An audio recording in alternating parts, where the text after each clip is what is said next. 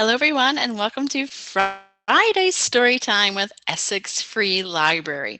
I was so sorry to miss you on Monday. I forgot that the library was closed on Monday, so I didn't get to do a Monday Storytime. But I'm going to make up for it today because I have 3 stories to read with you, 2 of which are brand new picture books to the library because it's Friday and I like to do new books on Friday. But before I start with the new ones, I'm going to start with this book. It's called The Beckoning Cat, and it's based on a Japanese folk tale. It's written by Koko, Nishizuka, and illustrated by Rosanne Litzinger. And this book does not belong to the library. This book belongs to a friend of mine, but I like the story so much that I asked her if I could borrow it to read today. So let's see what happens in this story. The Beckoning Cat. And actually, I want to show you a picture real quick. Maybe you've seen a beckoning cat before. Sometimes in shop windows or in shop counters, you'll see a little statue of a cat that has a paw that moves back and forth. And this story is going to explain to you why those shops have those cats, what it means. The Beckoning Cat. There we go, the beckoning cat.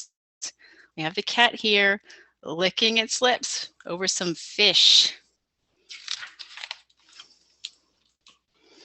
Long, long ago, a young boy named Yoe lived with his father in the village by the sea. Every morning, when the sun peeked out over the ocean, he got up and went to the port to buy fish. He then sold the fish door to door, carrying them in 2 wooden barrels suspended from a pole balanced on his shoulders. Yohei worked hard, but he was still poor. There's our main character.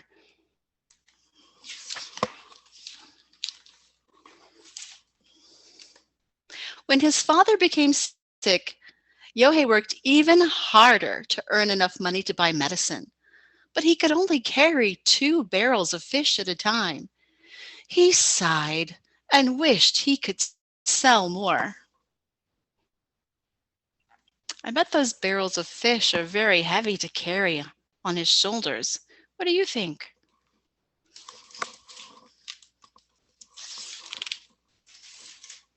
One rainy evening, as Yohei was cooking rice at home, he heard a tap on his door. When he opened it, he found a cat shivering in the rain. Her white fur was splattered with mud.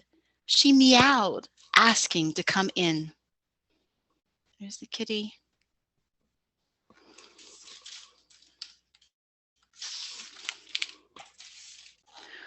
A poor stray cat, Yohei said as he let her in and dried her with a towel.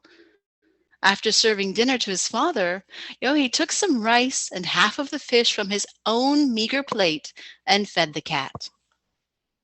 When she finished eating, the cat jumped into Yohei's lap and rubbed her soft white fur against him. Yohei's stomach growled with hunger, but her purring made him happy. The next morning, the cat was gone. So he shared some of his fish with the cat.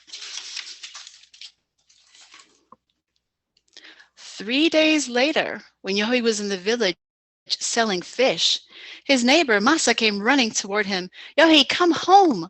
Your father has a high fever. Oh no, his dad is getting more sick.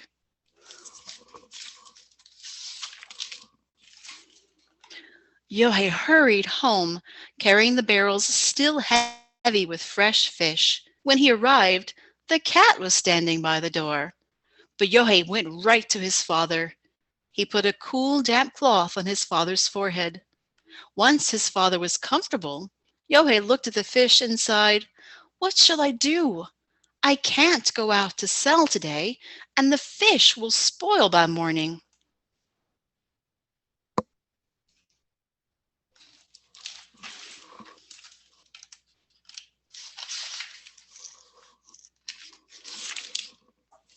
Suddenly, there was a knock at the door. When Yohei answered, a young woman in a colorful silk kimono stood before him. Hello, how can I help you? Yohei asked in surprise. Are you a fishmonger? That means a fish seller. She asked, pointing to the fish in the wooden barrels. How funny! A cat calling a customer to a fishmonger. She laughed lightly, covering her mouth with her kimono sleeve.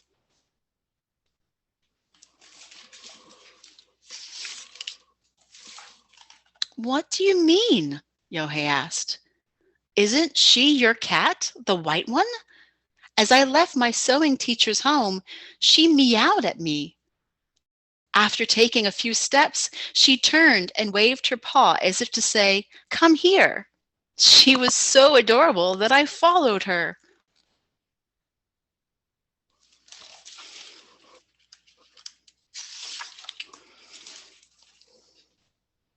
Yohei was stunned.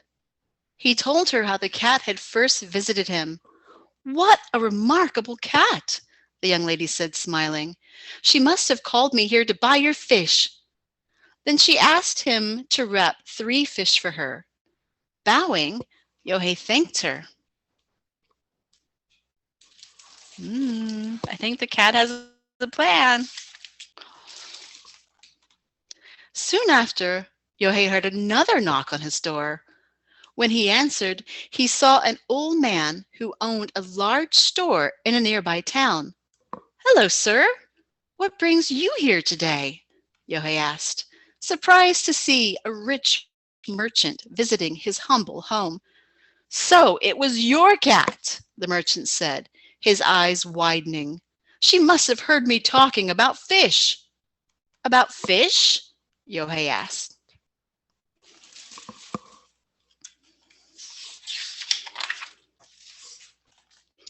This morning, my daughter-in-law had a baby boy. I wanted 10 large red snappers, red fish, for a party I'm going to give in my grandson's honor. As soon as I left home to look for a fishmonger, your white cat came by and meowed, beckoning me with her paw. He waved his hand, mimicking the cat. I couldn't help following her, and here you are with all these fish. I was so astonished that he told the merchant about his father and how the cat had come to his home.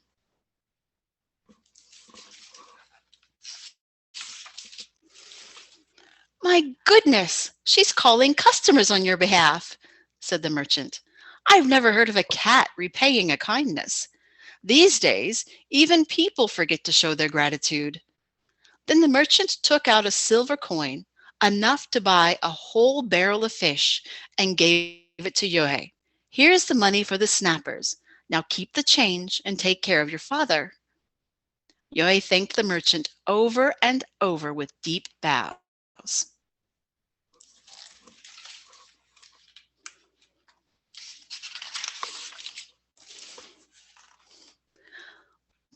One after another, people came to Yohei's home, invited by the cat.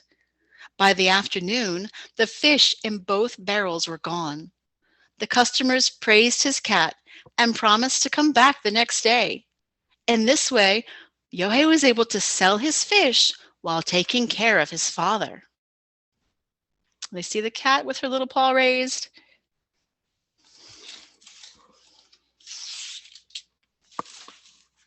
From that day on, the white cat lived with Yohei and kept inviting customers. People came from far away just to see the beckoning cat. Yohei sold more and more fish, and soon he was able to open his own shop.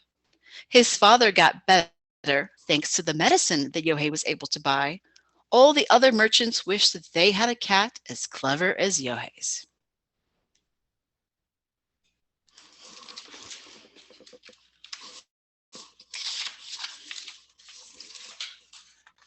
And that is how the beckoning cat became a good luck symbol in Japan.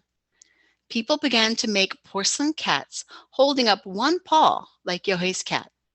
Merchants of all kinds put them in their stores in the hopes of bringing in new customers and welcoming old ones.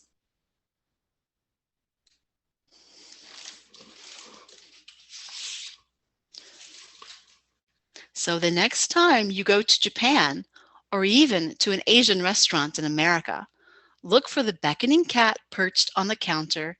If she is there, you will know why. And that's the end. And that's the story of the beckoning cat. Right, our next book also kind of has to do with fish. It's a lovely new book called Oona, and it is written by Kelly DiPucchio, and the pictures are by Raissa Figueroa.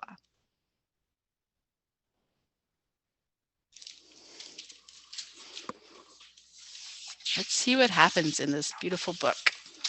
Oona.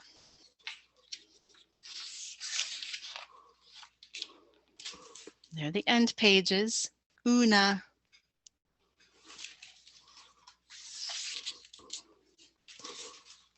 Oona was sweet and a little bit salty, like the ocean where she lived. She was also brave and curious, like most treasure hunters.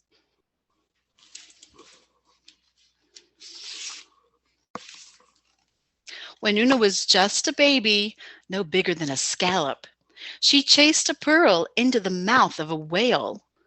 Lucky for her, she popped right back out. As the years passed, Oona found bigger treasure and even bigger trouble. It's a good thing she has Otto. Can anyone guess who Otto might be? Boop, boop, right there.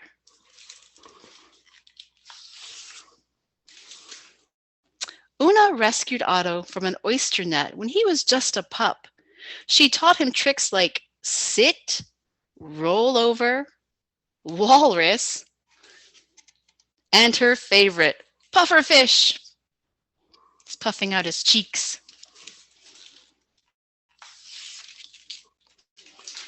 Oona and Otto searched for treasure nearly every day.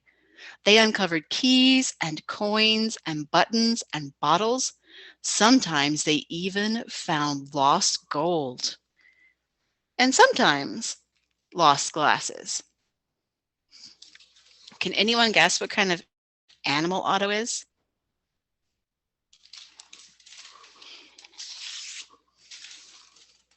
But there was one special treasure Oona could never quite reach: the crown.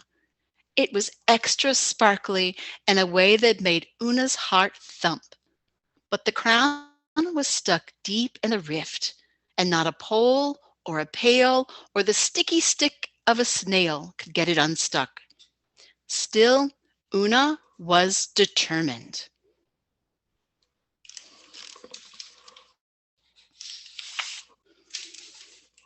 Her next plan was a good one. She'd knock the crown loose. Unfortunately, the current shifted. The lobster crate and rocked drifted. And the squid, well, see for yourself. It's hard to say who was more surprised when the water cleared, Oona or the shark. So the squid got scared and made a big ink cloud. And when the cloud went away, look who was there.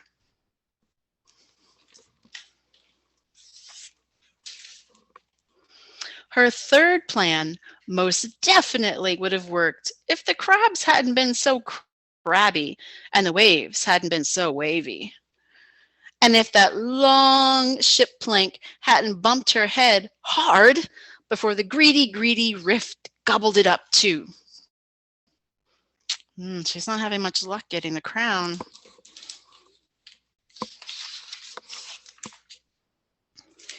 Oh, poor Oona. You see her there? She shouted, this was getting personal. She shouted into the pit, "You can keep your dumb crown. I quit." Generally speaking, mermaids are not quitters, but at this point, one could hardly blame her. She's not feeling so great right now. Instead of looking for treasure with Otto, her otter, Oona napped on the rocks with the sea lions. She drew pictures in the sand with the starfish, and she read from her favorite glass bottles with her land friends. All this would have been perfectly fine, except Oona wasn't perfectly fine. Clearly, she was missing her spark, and a mermaid without her spark is like a seagull without an appetite. Unnatural.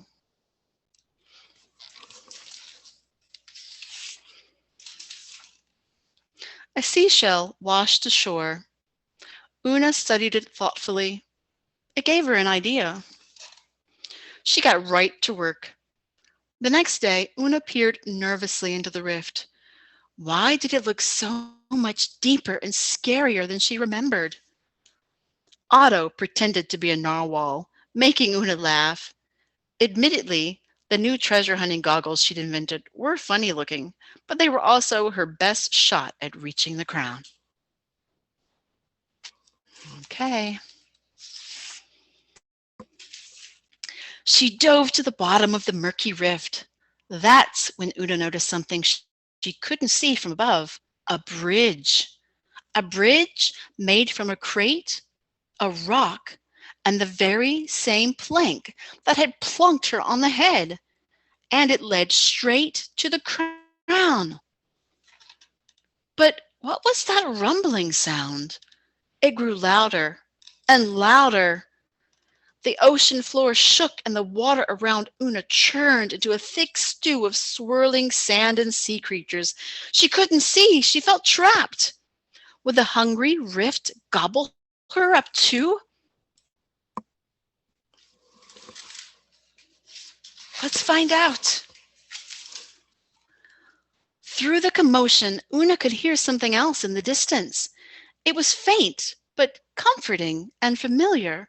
The whales. Oona sang along until the rumbling stopped and the water cleared. Finally! This was her chance! Oona held her breath.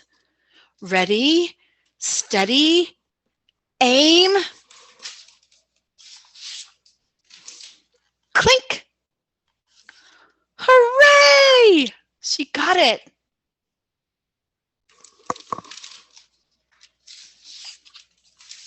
We did it! Oona cheered, placing the crown on her best friend. It really is beautiful, she gushed. But these, Oona said excitedly, holding up her new goggles, these are spectacular.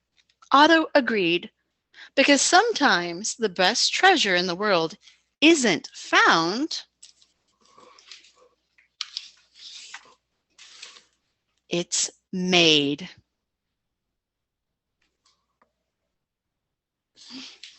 And that's the end. That book was called Oona. And this one does belong to the library, so if you'd like to borrow it, just let us know. And the last book I have for today also belongs to the library and is also a new book. It's called The Magical Yet. Discover how good you can get. This book was written by Angela DiTerlizzi. Sorry, let me try that again. Angela DiTerlizzi and art by Lorena Alvarez. Having some trouble with names today. Let's see what happens in this book. I always like to show the end pages. Here we go. The Magical Yet.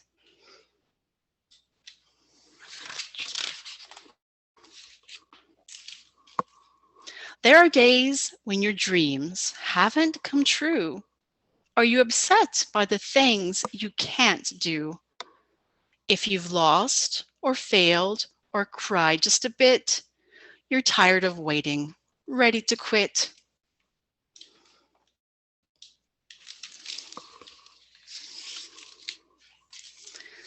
Like that shiny new bike you couldn't ride, and it didn't matter how hard you tried. You couldn't pedal and you couldn't steer and you couldn't get that bike into gear. Then When you thought you were on the right track, you popped a wheelie and fell on your back.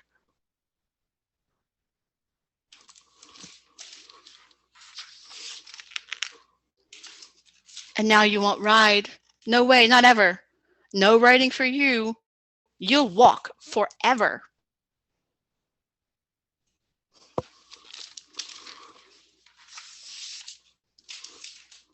Don't give up. There's a major game changer, a most amazing thought rearranger, someone to show you how good you can get. Now introducing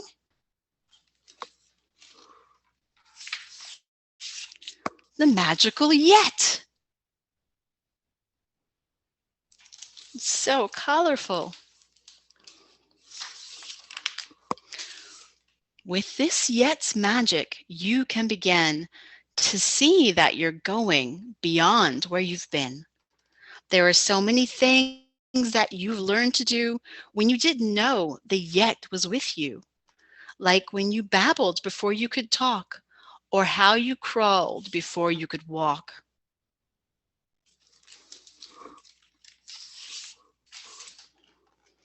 Yet's a dreamer, a schemer, a hoper, a trier, a maker, a doer, a gotta fly higher. This yet finds a way even when you don't, and yet knows you will when you think you won't.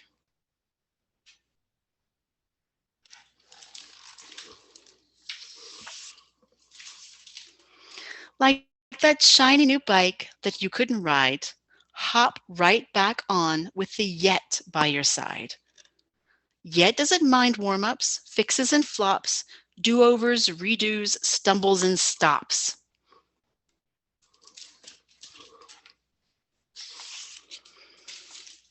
Yet knows there's mistakes, some big and some small. With yet, you're sure to get over them all. Play the kazoo or play the bassoon. Jam with the yet and you'll soon be in tune.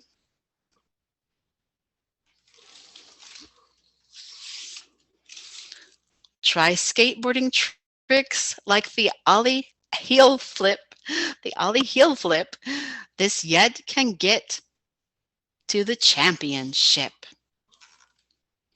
Tongue twisters twisted your tongue in a knot, yet says keep trying and practice a lot.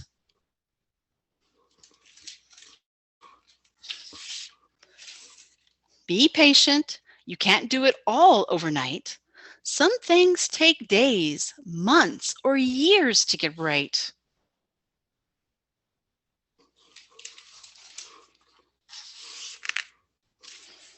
But if you keep leaping, dreaming, wishing, waiting, learning, trying, missing, with the yet as your guide along the way, you'll do all the things you can't do today.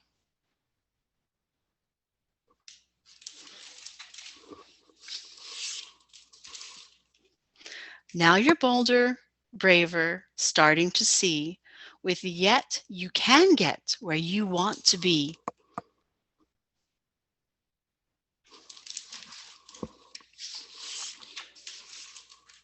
You finally did it. You knew you could. You're not just writing, you're getting quite good. But don't stop now. You've got so much to do. The good news is this yet grows with you.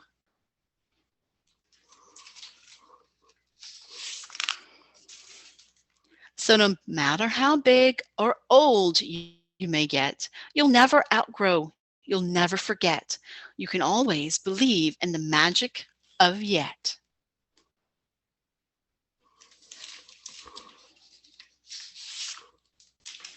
And there's the end.